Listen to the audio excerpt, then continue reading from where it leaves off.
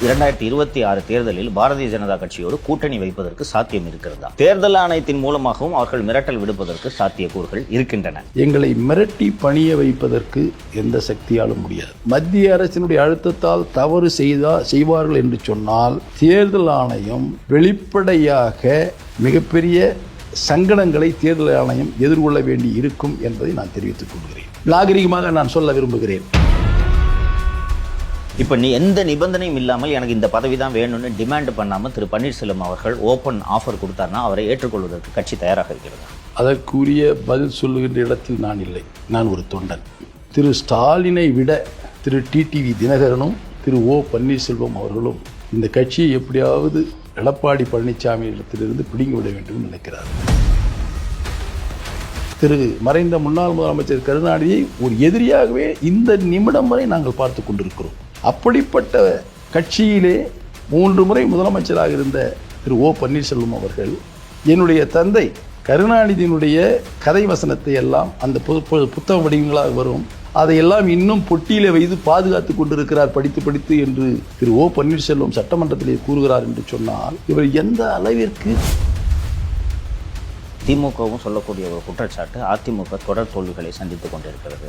ஒரே ஒரு சின்ன இடையில ப்ளீஸ் சார் சொல்லுங்க சார். தொடர் தோல்விகளை சந்தித்துக் கொண்டிருக்கிறது என்று சொல்வதை நீங்க எதிர்கட்சிகள் சொல்லுவதற்காக நீங்கள் சொல்லாதீர்கள்.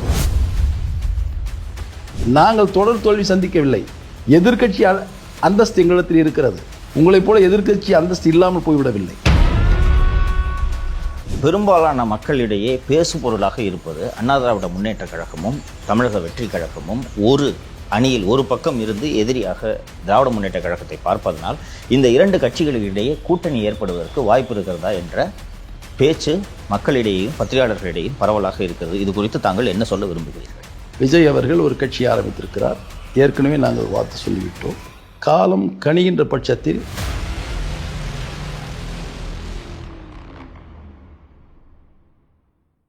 வணக்கம் சவுக்கு மீடியா நேயர்களே. இன்று நம்மோடு அண்ணா திராவிட முன்னேற்ற கழகத்தின் மூத்த தலைவரும் அண்ணா திராவிட முன்னேற்ற கழகத்தின் துணை பொதுச் செயலாளருமாகிய திரு KP முனுசாமி அவர்கள் நம்மோடு இணைந்திருக்கிறார். அவரிடம் பல்வேறு விஷயங்கள் குறித்து பேச இருக்கிறோம். சார் வணக்கம். வணக்கம் சார். முதலில் உங்களுக்கு நன்றி. நீங்கள் ரொம்ப முக்கியமான நேரத்தில் இப்போது காலையிலேருந்து நீங்கள் தேர்தல் பணிகள் தொடர்பாக இந்த பூத் கமிட்டி இந்த மீட்டிங்லாம் போயிருந்தீங்கன்னு சொன்னாங்க. நேரத்தை ஒதுக்கி தந்ததற்கு மிக்க நன்றி. அண்ணா திராவிட முன்னேற்ற கழகம் தொடர்பாக பல்வேறு விஷயங்கள் பொதுமக்கள் தாண்டி அண்ணா திராவிட முன்னேற்ற கழக தொண்டர்களுக்கே பல்வேறு சந்தேகங்களும் ஐயங்களும் இருக்கின்றன அப்படின்றது நீங்களும் கேள்விப்பட்டிருப்பீங்க. நான் ஃபஸ்ட்டு திரு KA செங்கோட்டையன் அவர்களோட அந்த விவகாரத்திலேருந்தே தொடங்கலான்ட்டு இருந்துட்டுருக்கேன். திரு செங்கோட்டையன் அவர்கள் ஒரு மூத்த தலைவர்ன்றது நீங்கள் அறியாததல்ல. திடீரென்று திரு செங்கோட்டையன் அவர்கள் திரு எடப்பாடி பழனிசாமிக்கு விவசாயிகள் சார்பில் நடந்த அந்த பாராட்டு விழாவில் கலந்து கொள்ளாதது இல்லாமல் அந்த மேடையில் திரு MGR அவர்கள் மற்றும் செல்வி ஜெயலலிதா அவர்களோட புகைப்படங்கள் இல்லாதது எனக்கு வருத்தத்தை அளிக்குது, அதனால் நான் கலந்து கொள்ளவில்லைன்னு சொல்லி அது தொடர்பாக ஊடகங்களில் எழுந்த விவாதங்களையும் நீங்கள் பார்த்திருப்பீர்கள். இங்கே ஏற்கனவே இது தொடர்பாக அளித்த நேர்காணலே பார்த்தேன். என்ன நடந்துச்சு? இன்னும் இப்போ KA செங்கோட்டையன் பிஜேபியோட தொடர்பில் இருக்கிறார் என்றெல்லாம் ஊடகங்களில் செய்திகள் வந்து கொண்டிருக்கின்றன. இது தொடர்பாக நீங்கள் என்ன சொல்ல விரும்புகிறீர்கள்? எங்களை பொறுத்தவரையில் எங்களுடைய கழகத்தினுடைய பொதுச் செயலாளர் போற்றுதலுக்குரிய எடப்பாடியாக இருந்தாலும் சரி, அல்லது எங்களுடைய மூத்த அரசியல் தலைவர் என்னுடைய மரியாதைக்கும் அன்பிற்குரிய அண்ணன் KA செங்கோட்டையனாக இருந்தாலும் சரி, நாங்களாக இருந்தாலும் சரி, 1.5 கோடி தொண்டர்களும் புரட்சித் தலைவர் MGRஐ, புரட்சித் தலைவி அம்மா அவர்களை நாங்கள் தெய்வங்களாக மதிக்கின்றவர்கள். ஏனென்று சொன்னால் அனைத்து இந்திய அண்ணா திராவிட முன்னேற்ற கழகம் என்ற பேர் இயக்கத்தை உருவாக்கியவர் புரட்சித் தலைவர் MGR. அவர் மறைவுக்கு பின்பு கழகத்தை கட்டுக்கோப்பாக பாதுகாத்து 14 லட்சம் தொண்டர்களை உள்ளடக்கிய இயக்கமாக இருந்த இந்த இயக்கத்தை 1.5 கோடி தொண்டர்களாக உயர்த்தி தமிழகம் இந்திய துணைக்கண்டத்தில் முதன்மை மாநிலமாக உருவாக்கி சென்றவர் புரட்சித் தலைவி அம்மா அவர்கள். இந்த இருவரும் தலைவனுடைய பிள்ளைகள் நாங்கள். அப்படிப்பட்ட நாங்கள் புரட்சித் தலைவர் இல்லாமல், புரட்சித் தலைவி அம்மாவனுடைய திருவுருவம் இல்லாமல் நிச்சயமாக நாங்கள் கலந்து கொள்ள மாட்டோம். அது எங்களுடைய கட்சியினுடைய நிகழ்ச்சியாக இருந்தால், எங்களுடைய குடும்ப நிகழ்ச்சியாக இருந்தால், நாங்கள் நடத்துகின்ற எந்த நிகழ்வாக இருந்தாலும் நிச்சயமாக இடம்பெற்றிருக்கும். அது தனியார் ஏதாவது அவர்கள் நடத்தியிருந்தால், அதில் இடம்பெறாமல் இருந்திருந்தால், அது அவர்கள் நடத்திய காரணத்தினால்தான் அப்படி இருந்திருக்குமே அல்லாமல், மற்றபடி புரட்சித் தலைவரையும் புரட்சித் தலைவி அம்மா அவர்களையும் எங்களுடைய உயிராக நினைக்கின்றவர்கள் மரியாதைக்குரிய அண்ணன் செங்கோட்டையன் அவர்களும், எங்களுடைய அன்பிற்குரிய கழகத்தினுடைய பொதுச் செயலாளர் அவர்களும், ஏன் 2 கோடி அதிமுக தொண்டர்களும் என்பதை தெரிவித்துக் கொள்கிறேன். சரிங்க சார். இவர் திரு செங்கோட்டையன் அவர்கள் பத்திரிகையாளர்களை சந்தித்து பேசிய உடனடியாக எங்கிருந்த எதிர்வினைகள் கிளம்பியதுன்னு பார்த்தீங்கன்னா 2 பேர் அன்று பத்திரிகையாளர்களை சந்தித்தார்கள். ஒன்று திரு ஓ பன்னீர்செல்வம் அவர்கள், 2 திரு டிடிவி தினகரன் அவர்கள். இவங்க 2 பேருமே பாருங்கள், செங்கோட்டையனுக்கு மரியாதை கொடுக்கல, அதிமுகவில் அவங்கள மரியாதையாக நடத்தலைன்னு சொல்லிட்டு அவர்கள் திடீரென்று புத்துயிர் பெற்றது போல மீண்டும் இணைய வேண்டும், ஒன்றாக சேர்க்க வேண்டும் என்று பத்திரிகையாளர்களை சந்தித்து பேசினார்கள். இப்போது அதிமுக மக்களவைத் தேர்தலில் சந்தித்த தோல்விகளை ஒட்டி அண்ணா திராவிட முன்னேற்ற கழக தொண்டர்கள் மற்றும் பொதுமக்களிடையே எழுந்திருக்கக்கூடிய ஒரு சந்தேகம் மற்றும் கேள்விகள் என்னவென்றால், மீண்டும் திரு பன்னீர்செல்வம், திருமதி சசிகலா மற்றும் திரு டிடிவி தினகரன் போன்றோரை கட்சியில் இணைத்தால்தான் அதிமுக பலம் பெறும் என்ற கருத்து மீண்டும் வலுப்பெற தொடங்கியிருக்கிறது. மதுரை மாநாட்டுக்கு பிறகு இந்த இஷ்யூஸ்லாம் கொஞ்சம் டைடவுன் ஆயிருந்துச்சு. இப்போது மீண்டும் திரு செங்கோட்டையன் அவர்கள் பத்திரிகையாளர்களை சந்தித்த பிறகு இது எழத் தொடங்கியிருக்கிறது. இவர்களை மீண்டும் கட்சியில் இணைத்துக் கொள்வது சாத்தியமா, அல்லது இவர்களை இணைத்துக் கொள்ளாவிட்டால் அதிமுக பலவீனமாக இருக்கிறது என்ற இந்த கருத்துக்கு நீங்கள் என்ன பதில் கூறுகிறீர்கள்? உங்களுடைய முதல் கேள்விக்கு நான் வருகிறேன். இந்த நிகழ்வு நடந்தவுடனே திரு ஓ பன்னீர்செல்வம் அவர்களும் திரு டிடிவி தினகரன் அவர்களும் எதிர்வினை ஆற்றினார்கள் என்று நீங்கள் கூறுகிறீர்கள். ஆனால் மரியாதைக்குரிய அண்ணன் கே செங்கோட்டையன் அவர்கள் இரட்டை தலைமையும் ஆனாலும் சரி, யார் முதலமைச்சர் என்ற கேள்வி எழுந்த போதும் சரி, தெளிவாக தன்னுடைய கருத்துக்களை பதிய வைத்தவர் மரியாதைக்குரிய அண்ணன் கே செங்கோட்டையன் அவர்கள். அதாவது இதிலாவது ஒரு காரணத்தை காட்டிக்கொண்டு இந்த கட்சி பிளவுபடாதா, இந்த கட்சி செயலிழந்தால் சென்று விடாதா என்று ஆதங்கத்தில் இருக்கிறார்கள்.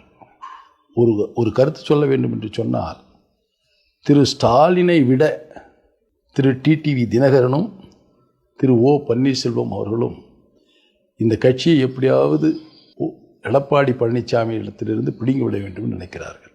அது நடக்காது. காரணம், அனைத்து தொண்டர்களும் 2400க்கும் மேற்பட்ட பொதுக்குழு உறுப்பினர்களும் ஒன்று சேர்ந்துதான் கழகத்தினுடைய பொதுச் செயலாளராக திரு எடப்பாடி அவர்கள் தேர்ந்தெடுக்கப்பட்டிருக்கிறார்கள். இது ஒரு கட்டுக்கோப்பான இயக்கம்.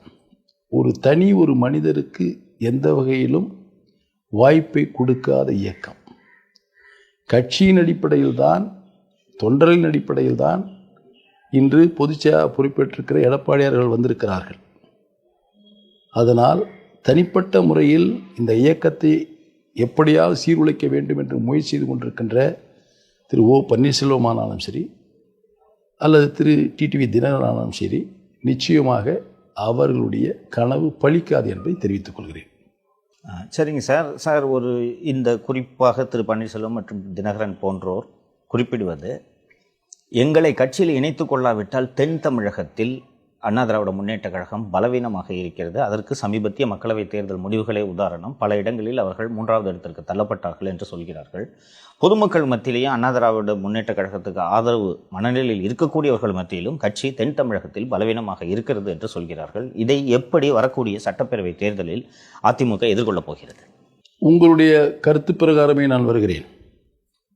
நீங்கள் தென் தமிழகத்தில் இவர்களை இணைத்துக் கொண்டால்தான் நன்றாக இருக்கும் என்று சொல்லுகிறீர்கள்.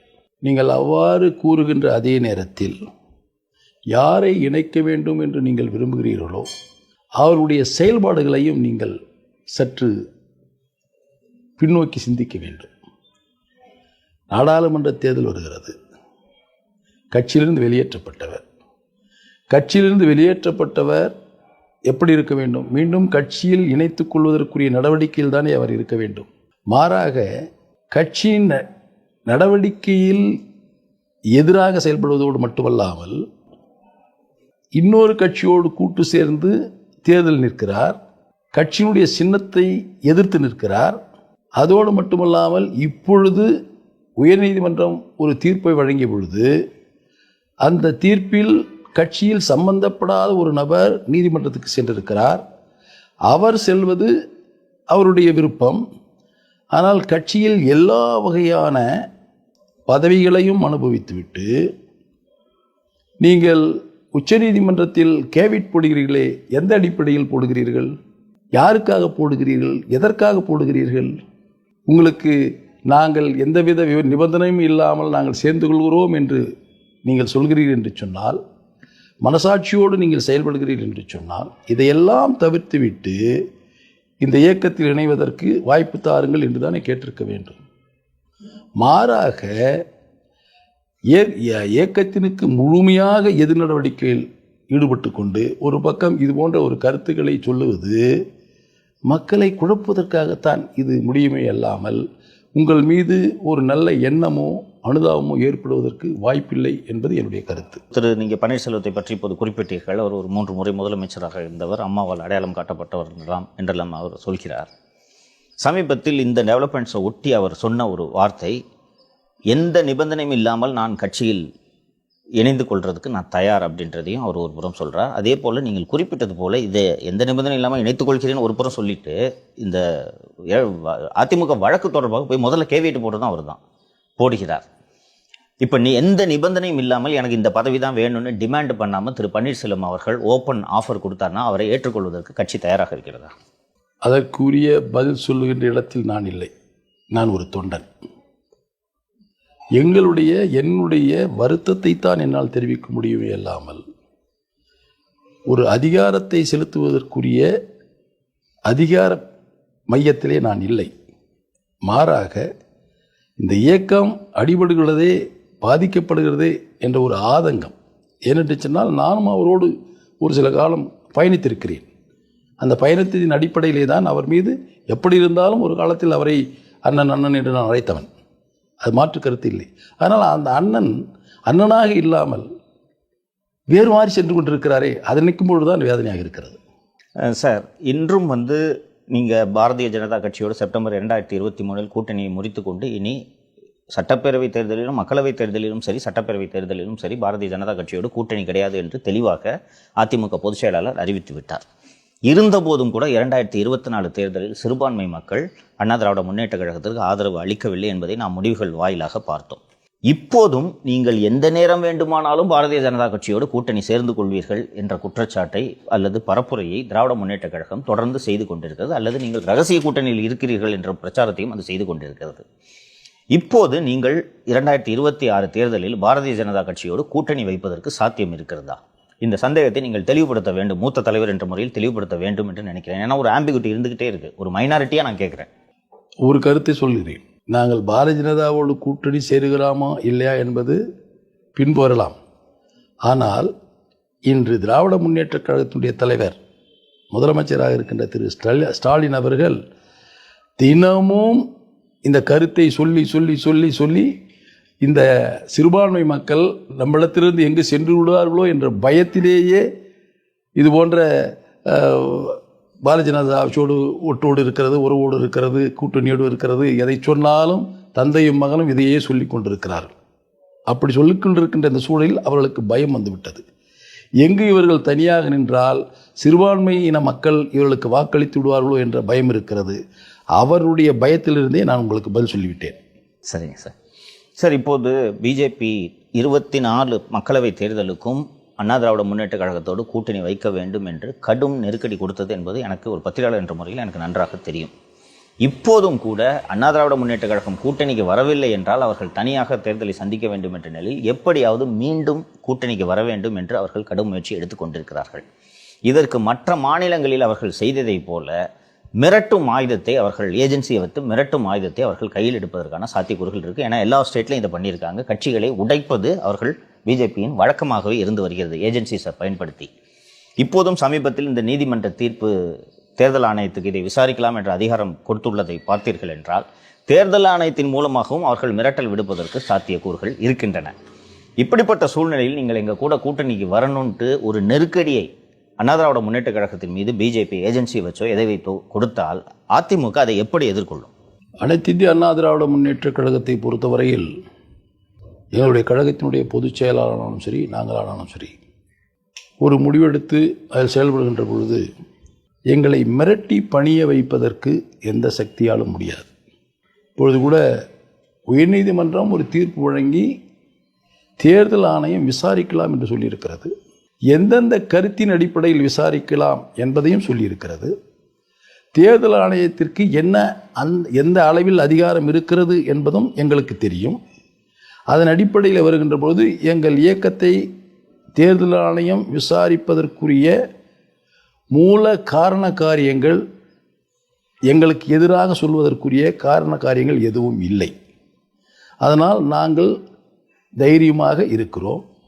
அரசியல் ரீதியாக மத்தியிலே இருக்கிற பாரதிய ஜனதா கட்சியும் தேர்தல் ஆணையத்திற்கு அழுத்தம் கொடுத்தாலும் கூட தேர்தல் ஆணையம் மத்திய அரசினுடைய அழுத்தத்தால் தவறு செய்வார்கள் என்று சொன்னால் தேர்தல் ஆணையம் வெளிப்படையாக மிகப்பெரிய சங்கடங்களை தேர்தல் ஆணையம் எதிர்கொள்ள வேண்டி இருக்கும் என்பதை நான் தெரிவித்துக் கொள்கிறேன். ஏன்னா தேர்தல் ஆணையத்துக்கு மீதி நீதிமன்றங்கள் இருக்கு. நீதிமன்றத்துக்கு அந்த கருத்து நான் அடுத்து போல அந்த தேர்தல் ஆணையத்திற்கு சங்கடங்கள் என்ன, நாங்கள் போய் வேற இது பண்ண போகிறதில்ல. ஆனால் அடுத்து நாங்கள் நிகழ்வுகள் ஏதாவது போனோம்னா தேர்தல் ஆணையம் நிச்சயமாக உச்சநீதிமன்றத்தில் இருந்து சில நாகரிகமாக நான் சொல்ல விரும்புகிறேன், அது அவர்கள் தேர்தல் ஆணையம் வாங்க வேண்டிய ஒரு சூழ்நிலை வந்துவிடும். ஏன்னா நீங்கள் குறிப்பிட்டது போல் இந்த மெட்ராஸ் ஹைகோர்ட் ஜட்ஜ்மெண்ட்லேயே பார்த்தீங்கன்னா வித்தின் தி 4 வால்ஸ்ன்றதை ரொம்ப தெளிவாக சொல்லியிருக்காங்க. நீங்கள் இந்த கட்டத்தை தாண்டி விசாரிக்க முடியாது அப்படின்றது தெளிவாக சொல்லியிருக்கிறார்கள். சார், திரு பன்னீர்செல்வம் அவர்கள் மீண்டும் மீண்டும் நீதிமன்றத்தில் வழக்கு தொடுப்பது, ஏதாவது ஒரு வகையில் அதிமுகவுக்கு தொல்லை கொடுக்கணும் என்று அவர் செயல்படுவதை வைத்து பார்க்கும்போது அவரை திராவிட முன்னேற்ற கழகம் பின்னணியில் இருந்து இயக்குகிறது என்ற சந்தேகம் உங்களுக்கு இருக்கிறதா? நான் அண்ணா திராவிட முன்னேற்ற கழக அலுவலகத்தை அவர் சென்று அந்த பொதுக்குழு அன்று தாக்கியதாகட்டும், அதற்கு பின்னால் சென்னையில் IPL மேட்ச் நடந்து கொண்டிருந்த போது அவர் திரு ஸ்டாலின் அவர்களின் மருமகன் திரு சபரீசன் அவர்களை சந்தித்ததாகட்டும், OPS மற்றும் அவர் கூட இருப்பவர்களை திமுக பின்னணியில் இருந்து ஆப்ரேட் பண்ணுதுன்னு நினைக்கிறீங்களா? அதாவது ஏதாவது ஒரு வகையில் ADMKக்கு தொல்லை கொடுத்துக்கிட்டே இருக்கணும், கோர்ட்டு வழியாவோ இல்லை வேறு வழியாகவோ என்ற சந்தேகம் உங்களுக்கு இருக்கிறதா? திரு ஓ பன்னீர்செல்வம் அவர்கள் அவருடைய அரசியல் வரலாறை நீங்கள் பார்ப்பீர்கள் என்று சொன்னால், அவருடைய நடவடிக்கைகளை பார்ப்பீர்கள் என்று சொன்னால், திராவிட முன்னேற்ற கழகம் அழுத்தத்தால் அவர்கள் செய்கிறார் என்று சொன்னால் என்னால் ஏற்றுக்கொள்ள முடியவில்லை. ஏதோ ஒரு வகையில் தான் இந்த இயக்கத்தில் மீண்டும் இணைந்து கொள்ள வேண்டும், அவ்வளவுதான். அதற்காக முயற்சி செய்கிறார் ஒரு பக்கம். இன்னொரு பக்கம் எதையாவது செய்து கொண்டு அந்த முயற்சியில் அவரே வீணடித்துக் கொண்டிருக்கிறார். ஒரே உதாரணம் சொல்ல விரும்புகிறேன். சட்டமன்றத்தில் பேசுகின்ற பொழுது அனைத்து இந்திய அண்ணா திராவிட முன்னேற்ற கழகத்தை உருவாக்கிய தலைவர், புரட்சித் தலைவர் எம்ஜிஆர் மறைந்த முன்னாள் முதலமைச்சர் திரு கருணாநிதி அவர்களை ஒரு தீய சக்தி என்று சொன்னார். அதுதான் ஒவ்வொரு அதிமுக தொண்டனில் ஆழமாக பதிந்த ஒரு பதிவு. அதிலிருந்து திரு மறைந்த முன்னாள் முதலமைச்சர் கருணாநிதியை ஒரு எதிரியாகவே இந்த நிமிடம் வரை நாங்கள் பார்த்து கொண்டிருக்கிறோம். அப்படிப்பட்ட கட்சியிலே 3 முறை முதலமைச்சராக இருந்த திரு ஓ பன்னீர்செல்வம் அவர்கள் சட்டமன்றத்திலே பதிவாக இருக்கிறது. என்னுடைய தந்தை கருணாநிதியினுடைய கதை வசனத்தை எல்லாம் அந்த புத்தக வடிவங்களாக வரும், அதையெல்லாம் இன்னும் பொட்டியிலே வைத்து பாதுகாத்து கொண்டிருக்கிறார் படித்து என்று திரு ஓ பன்னீர்செல்வம் சட்டமன்றத்திலே கூறுகிறார் என்று சொன்னால், இவர் எந்த அளவிற்கு கட்சியின் மீது பற்றுதலும் தலைமையின் மீது பற்றுதலும் இருக்கிறார்கள் என்பதை நீங்கள் உணர்வீர்கள் என்று நான் தெரிவித்துக்கொள்ள கடமைப்பட்டிருக்கிறேன். சார், இப்போது மக்கள் மத்தியில் இருக்கக்கூடிய பர்செப்ஷன் அண்ட் திமுகவும் சொல்லக்கூடிய ஒரு குற்றச்சாட்டு, அதிமுக தொடர் தோல்விகளை சந்தித்துக் கொண்டிருக்கிறது. திமுக ஒரே ஒரு சின்ன இடையில ப்ளீஸ் சார் சொல்லுங்க சார். தொடர் தோல்விகளை சந்தித்துக் கொண்டிருக்கிறது என்று சொல்வதை நீங்கள் எதிர்க்கட்சிகள் சொல்லுவதற்காக நீங்கள் சொல்லாதீர்கள். தொடர் தோல்விகளை நாங்கள் சந்திக்கவில்லை, வெற்றியும் தோல்வியும் மாறி மாறி சந்தித்துக் கொண்டிருக்கிறோம். சொல்லுகின்றவர்களுக்கு உங்கள் வாயிலாகவே ஒரு கருத்தை நான் சொல்ல விரும்புகிறேன். திரு கருணாநிதி அவர்கள் 77 வெற்றி வாய்ப்பு இழந்தார். அதற்கு பின்பு புரட்சித் தலைவர் எம்ஜிஆர் அவர்கள் உயிரோடு இருக்கின்ற வரையில் தொடர் தோல்விகளை சந்தித்துக் கொண்டிருந்தார். தொடர் தோல்விகளை, அதாவது 10 ஆண்டு காலத்திற்கு மேலாக தொடர் தோல்விகளை, 13 ஆண்டுகள் 10 ஆண்டுகள் அந்த அந்த அந்த அளவில் மட்டும் சொல்கிறேன், தொடர் தோல்விகளை சந்தித்துக் கொண்டிருந்தார். அதற்கு என்ன பொருள்? திரு ஸ்டாலின் அவர்கள் மறந்துவிட்டு பேசுகிறார். தன் தந்தை தொடர் தோல்விகளை சந்தித்திருக்கிறார். நாங்கள் தொடர் தோல்வி சந்திக்கவில்லை. எதிர்க்கட்சி அந்தஸ்து எங்களிடத்தில் இருக்கிறது, எதிர்க்கட்சி அந்தஸ்து எங்களிடத்தில் இருக்குது. உங்களைப் போல எதிர்க்கட்சி அந்தஸ்து இல்லாமல் போய்விடவில்லை. அதனால் நாங்கள் வெற்றியும் தோல்வியும் மாறி மாறி எங்களுக்கு கிடைத்து கொண்டிருக்கிறது. அது கால சூழ்நிலை தான் காரணம். அதாவது 2021 நாங்கள் வெற்றி வாய்ப்பு இழந்தோம் என்று சொன்னால் 10 ஆண்டு காலம் ஆட்சி இருந்தது. இரண்டாவது, நாங்கள் தேர்தல் நேரத்தில் கொண்டு வந்த தேர்தல் பரப்புரையில் நாங்கள் கொண்டு வந்த மேனிஃபெஸ்டோ மக்களிடத்திலே சரியாக கொண்டு போய் சேர்க்கவில்லை. அவர்கள் சேர்த்த காரணத்தினால் அதிலே அவர்கள் வெற்றி பெற்றிருக்கிறார்கள். 2024 நாங்கள் வெற்றி வாய்ப்பு இழந்தது என்பது நாங்கள் எடுத்துக்கொண்ட அஜெண்டா வேறு. நாங்கள் எங்களையே முழுமையாக நம்பினோம். எப்படி புரட்சித் தலைவி அம்மா 2014 புரட்சித் தலைவி அம்மாவையே முழுமையாக நம்பி அந்த மோடியா லேடியா பார்த்து விடுவோம் என்று சொன்னது போல, எங்களை பொறுத்தவரையில் இந்த தமிழக மக்கள் வாக்களித்து வெற்றி பெற செய்வார் என்று சொன்னால் தமிழ்நாடு மக்களுடைய நலன் கருதி நாங்கள் ஆதரவு தெரிவிப்போம் என்று நாங்கள் வாக்குகளை கேட்டோம். ஆனால் வாக்காளர் பெருமக்கள் முடிவெடுத்து விட்டார்கள். ஒன்றாம் மோடி வர வேண்டும், இல்லை என்றால் ராகுல் காந்தி வர வேண்டும் என்று முடிவெடுத்து விட்டார். அதிலும் கூட நாங்கள் இத்தனை விழுக்காடுகள் வாக்குகள் பெற்றிருக்கிறோம் என்று சொன்னால் இந்த இயக்கத்தின் மீது பற்றுடையவர்கள் ஸ்திரமாக இருக்கிறார்கள் என்பதை நான் இங்கே தெளிவுபடுத்த விரும்புகிறேன். சார், அதிமுக பொதுச் செயலாளர் திரு பழனிசாமி அவர்கள் தொடர்ந்து 26 வலுவான கூட்டணி அதிமுக தலைமையில் அமையும் அப்படின்றது மீண்டும் மீண்டும் சொல்லிக் கொண்டிருக்கிறார். நேற்று வேலூரில் நடந்த கூட்டத்தில் கூட அவர் அதை வலியுறுத்தி வந்திருக்கிறார். ஆனால் திராவிட முன்னேற்ற கழக கூட்டணியில் எந்த விரிசலும் ஏற்படவில்லை என்பதை தமிழக முதல்வரும் வலியுறுத்தி கொண்டிருக்கிறார். இந்த சூழ்நிலையில் எப்படிப்பட்ட ஒரு கூட்டணியை அதிமுக அமைக்க இருக்கிறது? அனைத்து இந்திய அண்ணா திராவிட முன்னேற்ற கழகம் ஒரு தமிழகத்தினுடைய முதன்மையான வலுவான இயக்கம். 2026 சட்டமன்ற பொதுத் தேர்தல் என்பது மாநிலத்திற்கு நடைபெறுகின்ற தேர்தல். அந்த மாநிலத்திற்கு நடைபெறுகின்ற தேர்தலில் அண்ணா திராவிட முன்னேற்ற கழகத்துடைய தலைமையில் சேருகின்ற இயக்கங்கள், இப்பொழுது நீங்கள் அங்கே நம்பிக்கையோடு இருக்கின்ற கூட்டணிகள் கடைசி வரையும் நிலைத்து நிற்குமா என்று காலம்தான் பதில் சொல்லும். அதேபோல் வெளியில் இருக்கின்ற கட்சிகள் பல்வேறு கருத்துக்களை சொன்னாலும் கூட அந்த கருத்துகளின் அடிப்படையில் நிலையாக நிற்பார்களா என்று சொல்ல முடியாது. காலமும் சூழ்நிலையும் மாறுகின்ற பொழுது, எதிரிக்கு எதிரி நண்பன் என்று வருகின்ற பொழுது நிச்சயமாக ஒரு நல்ல எதிரியாக எடப்பாடியார் உருவாகுவார். அந்த எதிரியோடு மற்ற எதிரியை வீழ்த்துவதற்கு எங்களோடு இணைவார்கள். நிச்சயமாக ஒரு பலமான கூட்டணி அமையும் என்பதை தெரிவித்துக் கொள்கிறேன். சரிங்க சார். சார், நீங்கள் ஒரு சீனியர் பொலிட்டிஷியன். நீங்கள் தொடர்ந்து அதிமுக ஆட்சியிலேயும் பங்கேற்றிருக்கிறீர்கள், திமுக ஆட்சியையும் தொடர்ந்து பார்த்திருக்கிறீர்கள். 2021 முதல் இன்று வரை நடந்து கொண்டிருக்கக்கூடிய ஸ்டாலின் அவர்களுடைய ஆட்சியை நீங்கள் எப்படி பார்க்கிறீர்கள்? அது மட்டுமல்லாமல் குறிப்பாக சட்டம் ஒழுங்கு பிரச்சனை எப்படி கையாண்டிருக்கிறது? ஏன்னா இந்த கவர்மெண்ட்டில் லாண்ட் ஆர்டர் பிரச்சனை ஒரு அலார்மிங் ப்ரொபோர்ஷனில் போகுது. காவல்துறை முதல்வரின் கட்டுப்பாட்டில் இருக்குதா இல்லையான்ற ஒரு சந்தேகம் ஏற்படுது. இந்த பாலியல் சம்பவங்கள் பள்ளிகள் வரைக்கும், ஒரு பள்ளி ஸ்ட்ரே இன்சிடென்ட்னு விட்டுட்டு போகலாம், பல பள்ளிகளில் சீரீஸ் ஆஃப் அஃபென்சஸ் நடந்துகிட்டு இருக்கு.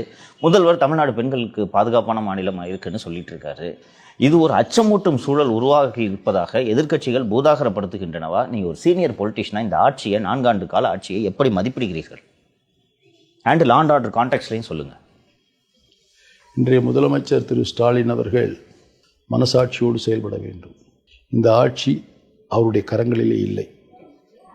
இந்த ஆட்சி சந்தர்ப்பவாதிகளும் வாய்ப்பு கிடைத்தால் எதையும் கைப்பற்றி கொள்ளக்கூடிய மனநிலை உள்ளவர்களிடத்திலே இந்த ஆட்சி இருந்து கொண்டிருக்கிறது. அவர் தயவு செய்து விழித்து கொள்ள வேண்டும்.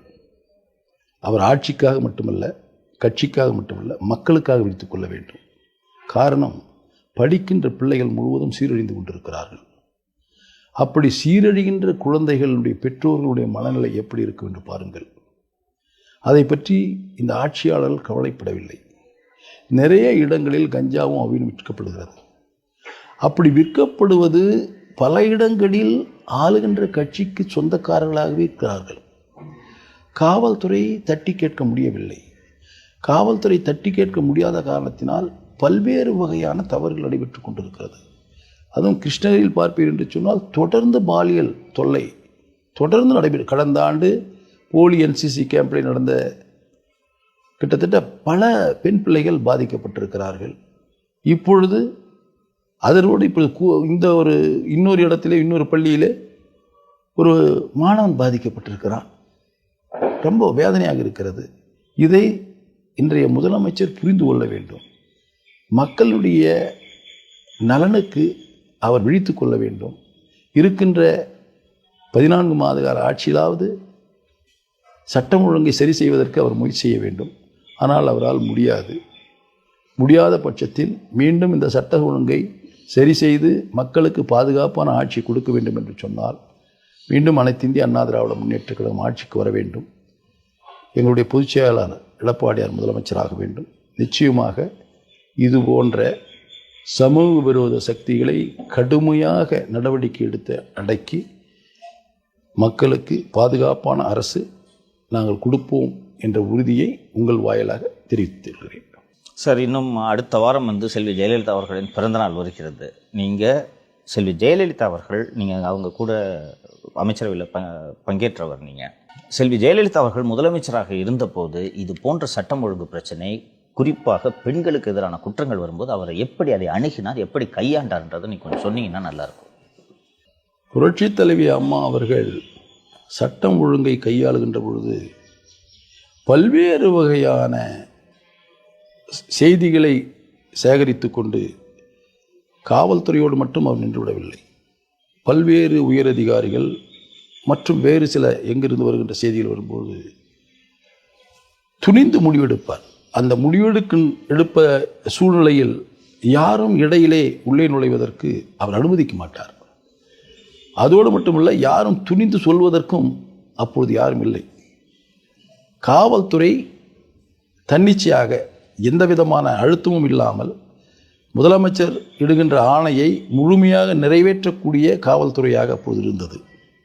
அதே நேரத்தில் காவல்துறையும் ஏதாவது தவறு செய்தால் உடனடியாக தண்டனை கிடைக்கும் என்ற பயமும் அந்த காவல்துறைக்கு இருந்த காரணத்தினால் அப்பொழுது சட்டம் ஒழுங்கு சரியாக இருந்தது, சரியாக பேணப்பட்டது. எல்லோரும் அமைதியாக நலமாக இருந்தார்கள். ஆனால் இப்பொழுது அப்படி இல்லை. அதற்கு காரணம் தலைமை பொறுப்பில் இருக்கிற இன்றைய முதலமைச்சர் திரு ஸ்டாலின் அவர்கள் அவரிடத்திலே ஆட்சி இல்லாத காரணத்தினால்தான் இவ்வளவு அலங்கோலங்கள் நடைபெற்றுக் கொண்டிருக்கிறது. சார், இந்த கேள்வியை தவிர்க்க முடியாது. இப்போது நடிகர் திரு விஜய் அவர்கள் தமிழக வெற்றி கழகம் என்ற ஒரு கட்சியை தொடங்கி ஓராண்டு முடிந்துவிட்டது. அவரும் அண்ணா திராவிட முன்னேற்றக் கழகம் சொல்லிக் கொண்டிருக்கக்கூடிய பெரும்பாலான குற்றச்சாட்டுகளை அவரும் திராவிட முன்னேற்றக் கழகத்தை நோக்கி வீசுகிறார்.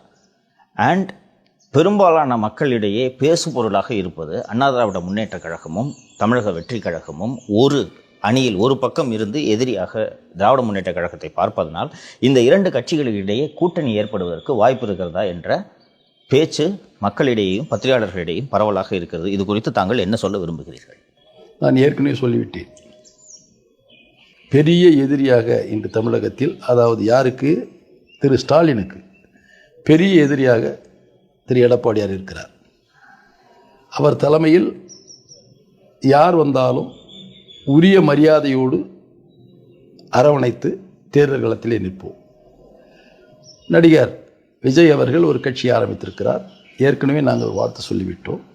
அவருடைய மனநிலை எப்படி என்று எங்களுக்கு தெரியாது. காலம்தான் பதில் சொல்லும்.